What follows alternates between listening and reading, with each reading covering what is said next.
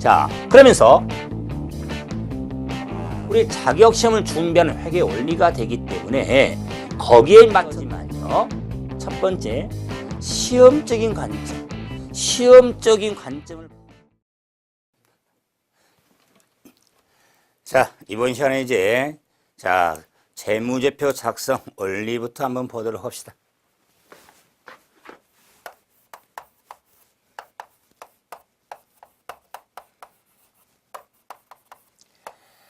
재무상태표, FP의 작성.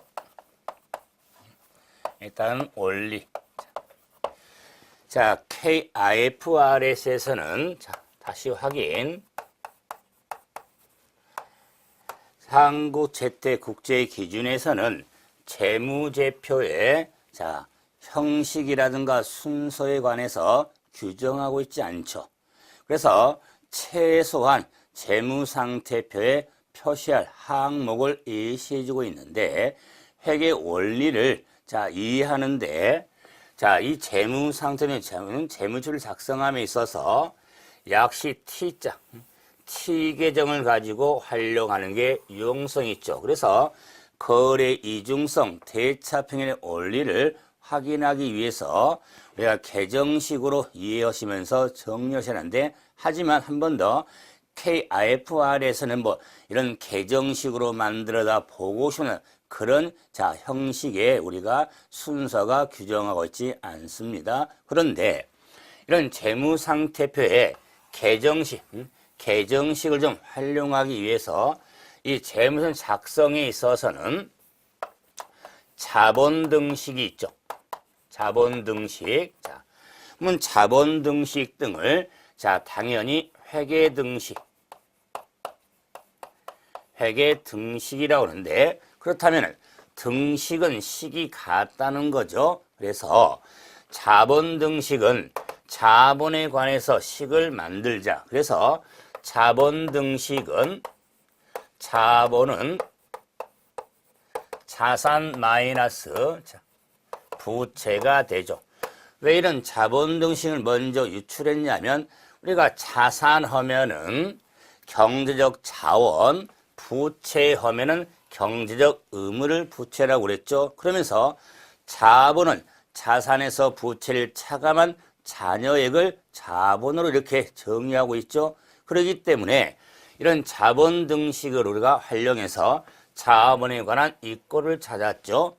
자, 그러면 이 자본등식을 변형을 해보면은 자산을 놓고 부채를 이항시켜서 정리하면 부채 플러스 자본이 되겠다. 그래서 자산의 합은 부채와 자본의 합하고 일치로 이렇게 식을 만드는데, 이 식을 재무상태표 등식이라고 하겠다. 그래서 자본등식에 의해서 변형해서 재무상태표 등식을 한번 도출해 봤죠. 이 등식에 의해서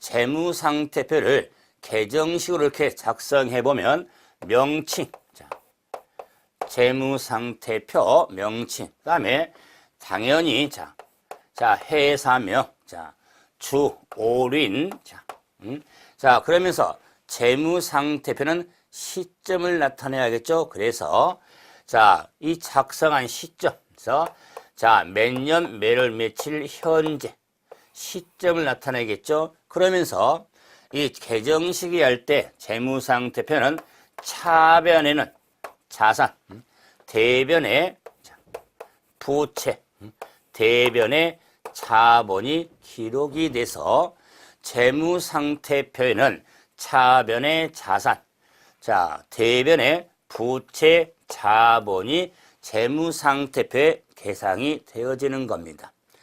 그러면 예를 들어서 재무상태표의 차변의 합을 10만 원, 부채 합을 4만 원, 그다음에 자본의 합을 6만 원.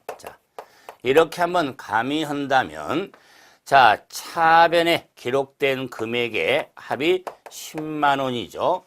그럼 당연히 대변에 집니까? 자, 기록된 합이 10만 원이죠. 자, 그래서 재무상태표에 차변의 자산의 합하고 자, 대변의 부채 자본의 합이 10만 원 이렇게 자, 일치 상태로 개정식에서 보이죠. 자, 그러면은 이 재무상태표에는 차변의 자산, 대변의 부채 자본이 기록이 되는데 외외가 없습니다. 자, 그 이유는 우리가 다음 과정에, 다음 단원에 우리가 순환 과정을 정리하면서 다시 확인해 드리겠지만 재무제표인 재무상태표는 결산 보고서죠.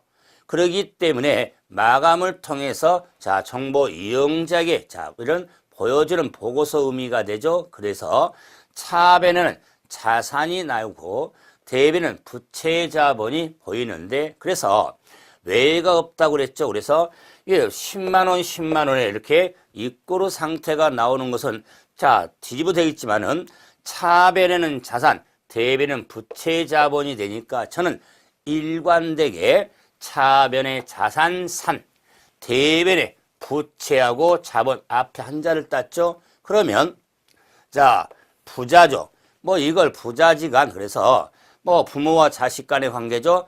떼려야 뗄 수 없는 관계가 있죠. 그래서 자, 부자지간 이렇게 부자인데 부자가 삼부자다 그 말. 그래서 삼부자 부자지간은 떼려야 뗄 수가 없다. 이렇게 잡아두면 우리가 회계 원리의 복식비율 원리를 이해하는데 많이 활용을 할 겁니다. 그래서 산, 부자 이렇게 정리하면서 부자지간은 떼려야 뗄 수가 없다. 자, 그런데 이 자본 등식, 재무상태표 등식에서 개정식을 한번 작성해 봤는데 여기서 발견을 해야 됩니다.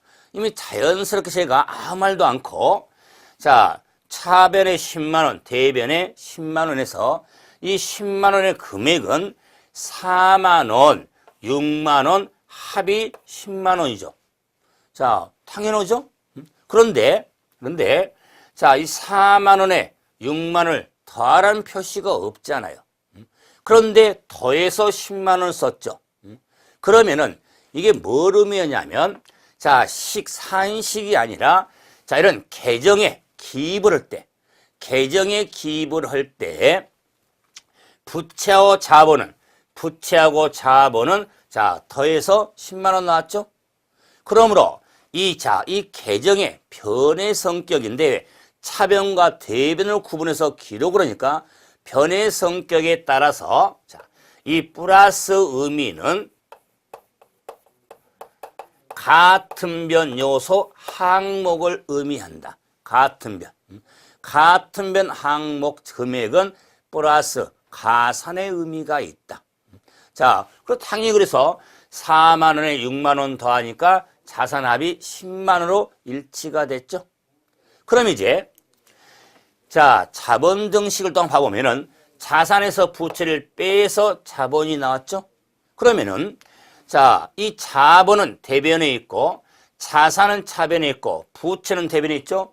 그러면 자산 10만 원에서 부채 4만 원을 빼서 6만 원 자본이 나오죠.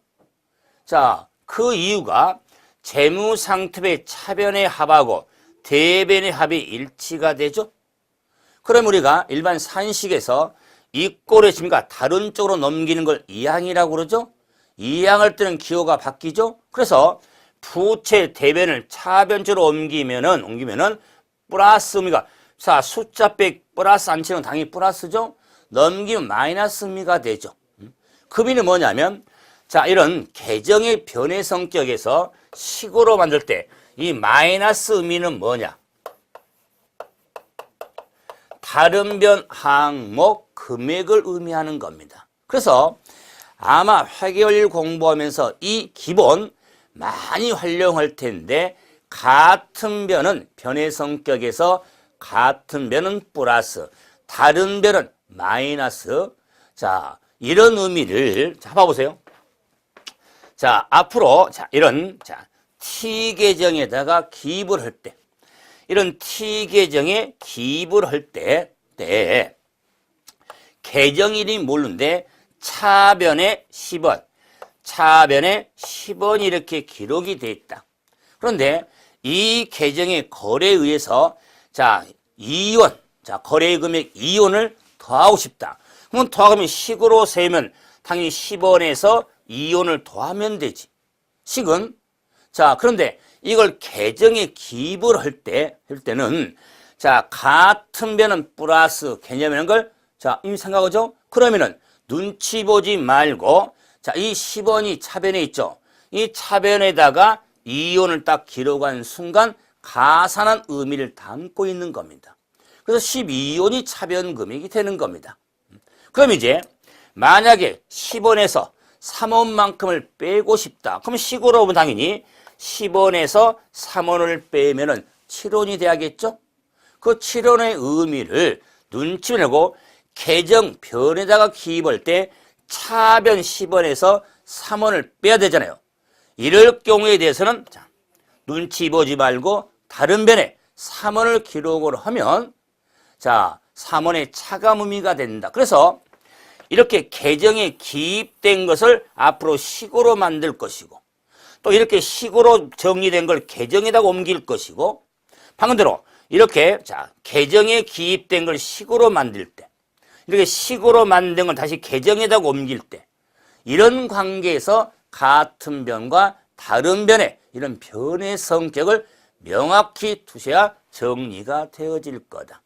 그러면서 이런 재무상태표는 시점을 들죠. 시점을 나타내니까 바로 또 제가 확인해 드리겠지만 재무상태표는 시점을 나타내니까 기초재무상태표하고 기말재무상태표로 구분도 필요하다는 거. 하지만은 기초재무상태표, 기말재무상태표로 시점을 구분하는 것이지 3부자는 똑같다. 자산, 부채, 자본, 자산, 부채, 자본.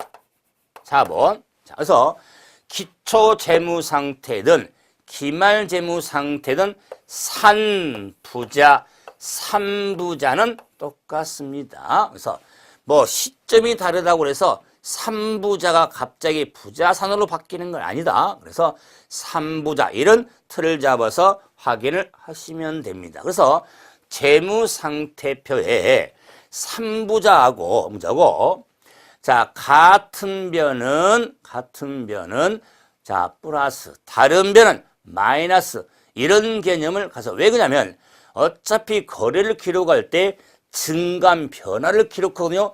늘고 주는 변화를 기록하는 게 부기 회계가 되기 때문에 이런 점에서 증감의 플러스 마이너스를 좀 생각해서 변의 성격까지 염두될라. 그러면서 자본등식, 재무 등식을 도출해서 작성해 봤지만은 그래서 이 등식이라고 하는 식이 같다고 하는 이런 자 개념을 둬서 굳이 이런 자본등식도 암기해야지 재무상태표 등식도 암기하지 그럼 암기할 거 엄청 많을 거 아니에요. 뭐 암기도 필요하죠. 하지만은 이 식이 자본등식은 식이 자본의 입구 같다니까 자본 입구로 찾는 거고 재무상태표에서 입구를 찾는 식이다. 그 말이에요. 그래서 조금 제가 기본 심화과정 때 한번 여쭤볼 수 있는 이야기인데 요 재무상태표 등식을 또는 무슨 등식이라고 말할 수 있냐면 자본 등식이 아니라 자산 등식이다. 그 말이에요. 자산의 입구를 찾았잖아요. 자산 등식이라고 한다. 그 말이에요. 그렇기 때문에 제가 자본 등식, 재무상표 등식의 자산 등식에서는 그래서 자, 이 교재 아무리 찾아봐도 부채 등식은 없죠. 그런데 시험에서는 그래서 부채를 잘 물어본 겁니다. 당연히 부채 등식도 도출할 수가 있죠. 부채 입구를 찾으면 된다. 그 말이에요. 그래서 자산서, 자본을 차감한 입구가 부채가 되는 겁니다. 즉 4만 원을 10만 원에서 6만 원을 차감한 금액이 4만 원이니까 이걸 부채 등식이라고 하는 겁니다. 그렇기 때문에 한 예로 자본 등식의 도출해서 대표를 작성한 원리를 찾기 위해서 식을 만들어서 변형이 이루어진 겁니다. 그래서 그 과정을 좀 생각하면서 뭐 식도 암기도 필요하지만은 그 원리의 기본적인 변의 성격도 생각하면서 정리하시면 구분이 되어질 겁니다. 그래서 재무상태표를 한번 작성 원리를 한번 확인해 봤는데 그럼 우리 확인 문제 3번 봐보세요.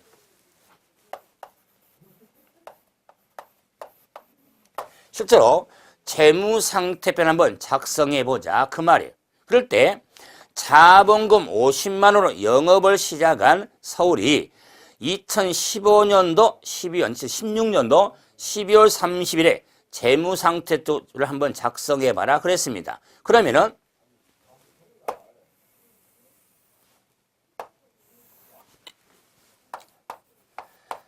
재무상태표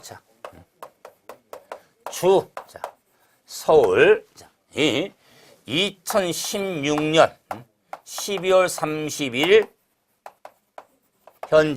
현재 재무상태표를 작성해 보자. 그래서 차변에는 자산, 대변에는 부채 자본이죠. 그랬을 때 자본금 50만 원 영업을 시작했습니다. 그러면 그러면 기억이 현금이 현금성 자산입니다. 그래서 현금이 현금사는 자산 항목이 돼서 15만 원 차변에 기비되는 겁니다. 차변에. 다음 니은 단기 매매 금융자산 역시 자산 항목으로서 차변에 25만 원. 다음에 매출 채권도 자산. 그래서 차변에 매출 채권 20만 원. 20만 원. 다음에 니을 설비자산 역시 자산. 그래서 설비자산 35만 원. 5만 원. 다음에 매입채무.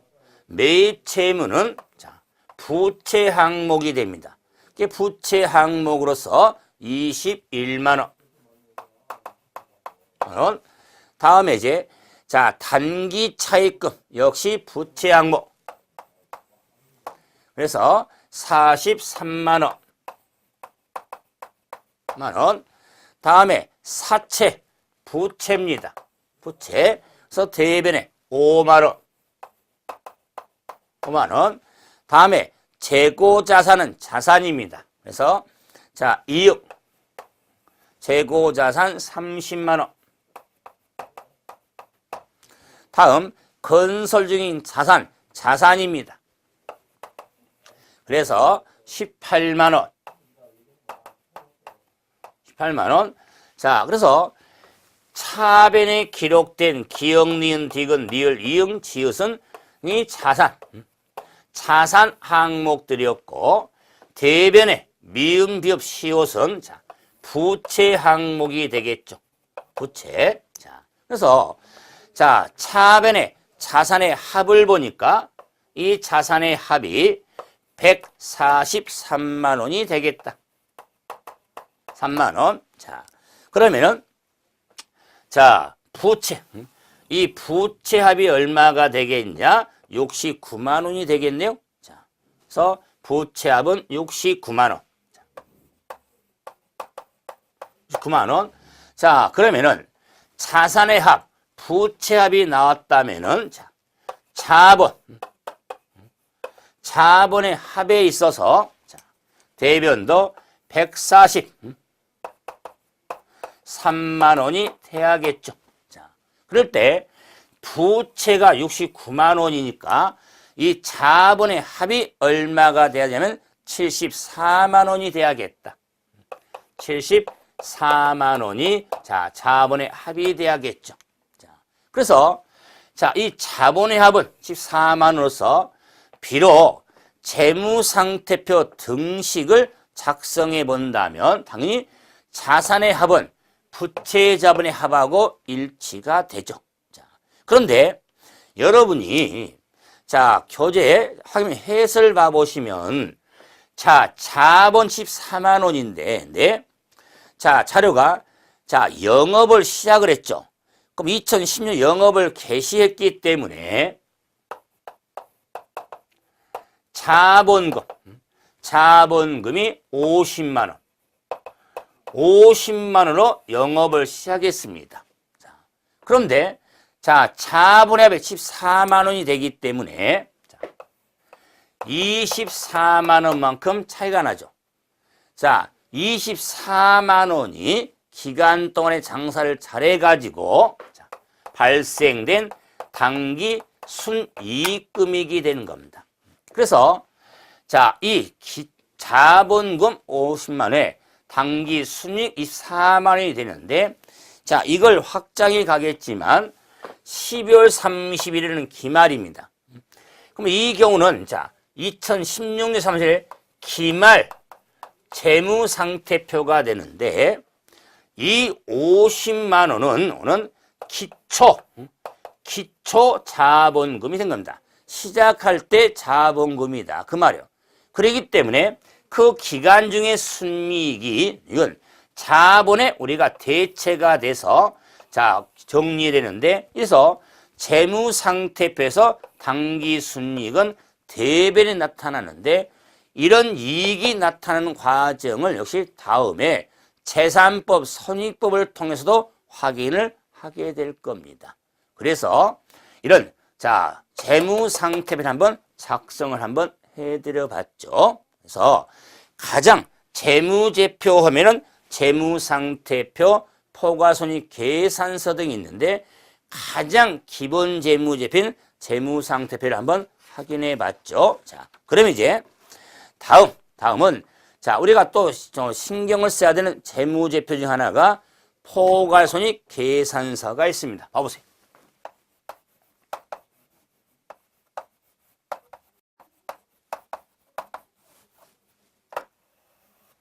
포괄손익 계산서. 그러면은 포괄손익 계산서는 자, 포괄손익이니까 comprehensive income statement. 그래서 저는 자, CI라고 이렇게 학명을 쓰죠. 자, 그러면은 포괄손익 계산서는 재무제표는 뭐냐? 포괄손익 계산서는 일정 기간 동안 기업의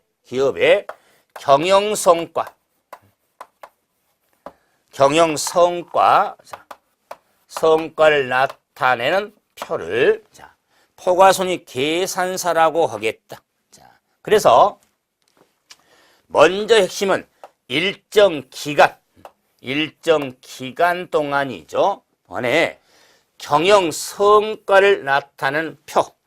물론 재무제표를 의미하겠죠. 자, 재무제표로서 중에 하나죠. 그러므로 일정 기간 동안의 경영 성과 또는 영업 성과를 나타내는 표를 포괄손익 계산서라고 하겠다.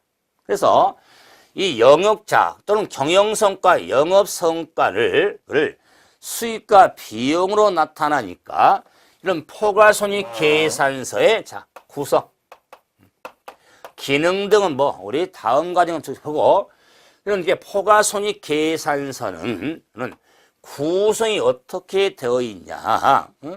자, 이 기간 내 포괄손익 계산서는 수익과 비용, 기본적으로 수익과 비용으로 구성이 되어 있는 겁니다. 그래서 수익과 비용의 항목을 우리가 자, 포괄손익 계산서로 보고를 하게 되는데 그러면 이 수익과 비용에 있어서 자, 보고를 할 때 두 가지 방법이 있습니다. 그 두 가지 방법 중에 한 가지 방법으로 보고가 되는데 자, 이런 걸 확인하기 위해서 단일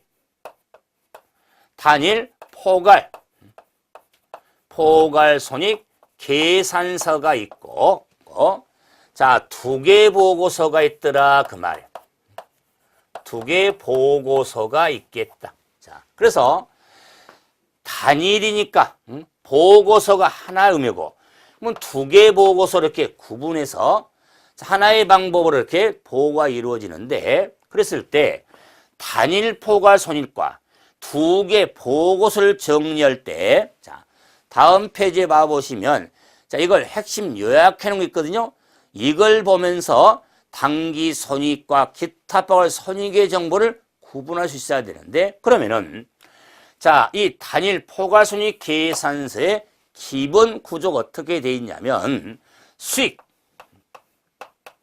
수익에서, 자, 비용, 금융원가, 자,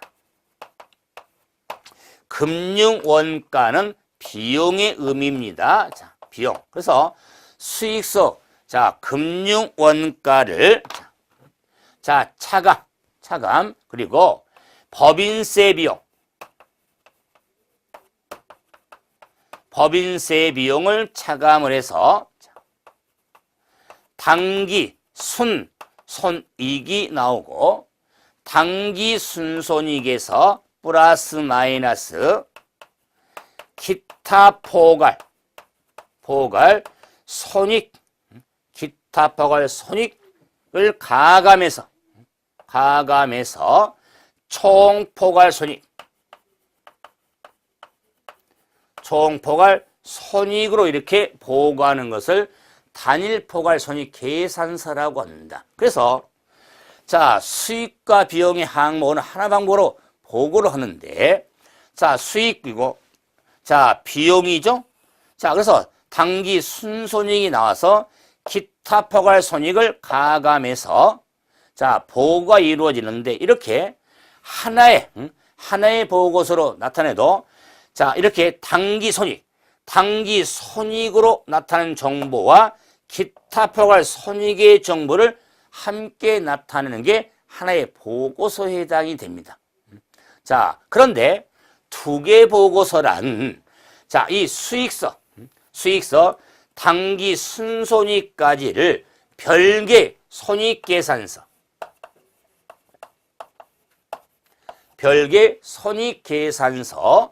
당기 순손익에서 총포괄 손익까지를 보고해준 것을 포괄손익 계산서라고 한다.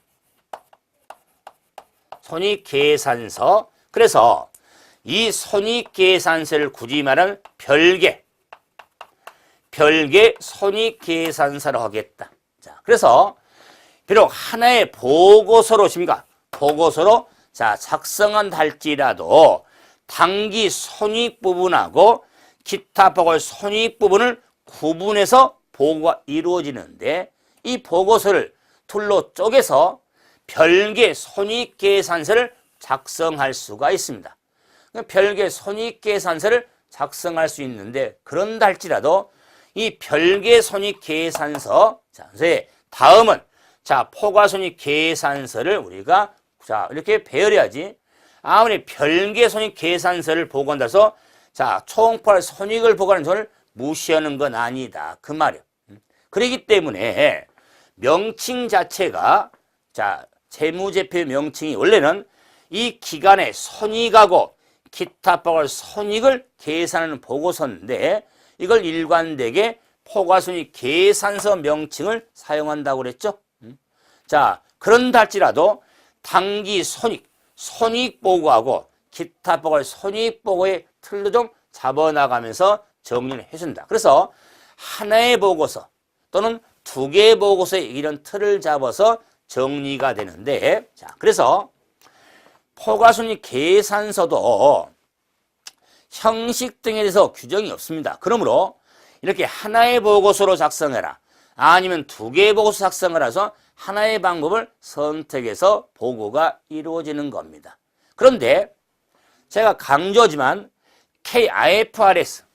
KIFRS가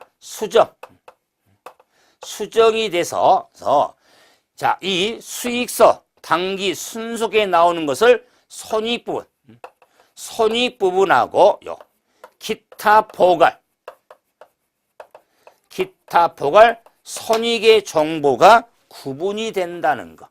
자, 이런 거 좀 잘 확인해서 정리가 필요합니다. 그래서 당기 손익 부분에, 자, 또는 손익 계산서에, 그러면 손익 부분하고 손익 계산서에 표시된 정보는 수익, 금융원가, 법인세 비용 등의 정보가 제공되는 것이고, 그러면 기타 포괄 손익, 기타 포괄 손익분의 표현 정보로 구분이 된다는 거. 그래서 하나의 보고서와 두 개의 보고서로 구분해서 정리하게 되는데, 자, 이렇게 하나든 두 개의 보고서가 되든, 자, 눈에 보면 알겠지만은, 특별 항목, 특별 손익이 있는데, 특별 손익은, 자, 단일 하나의 보고서가 됐든, 두 개의 보고서가 됐든, 특별 손익은 구분되지 않는다는 거. 그래서 하단에, 별개 손익 계산서든 또는 두 개의 손익 보고서가 되든 간에 특별 손익 항목은 표시할 수가 없다는 거. 자, 이런 틀을 좀 꼭 잡아서 정리 좀 하셔야 됩니다. 자, 그래서 이제는 자, 이런 포괄손익 계산서의 자, 기본 틀을 좀 확인해서 정리가 이루어졌죠. 자, 그래서 이 내용들을 계속 연결해서 설명해야 되니까 자, 이번 시간은 여기서 정리하고 다음 시간에 수익이 뭔지, 비용, 이런 분류 등도 통해서도 한번 더 정리를 하도록 하죠. 이번 시간은 여기서 마무리하죠. 수고하셨습니다.